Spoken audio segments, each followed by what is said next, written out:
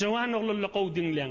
Men fakirlikten çürüyüm, yeni uzr isteyen Müslüman doğullu. Men garip halimma, şunun için men zina etyen niyeti bir denana. Az-zina yurisul fakra. Resulullah aydıptır. İnni men utanışık bol aytmayım men.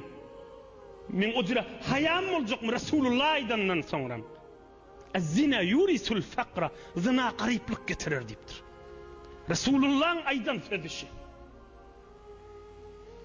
Az-zina yurisul fakra. Gariplik getirir deyiptir. Yüreğinin mıdam məteşlik bağdaşın.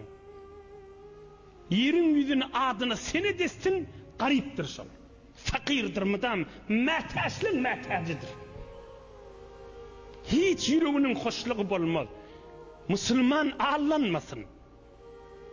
Biz Müslüman ağlanmasın. İnsan iştiva eder, mesirini doğrular.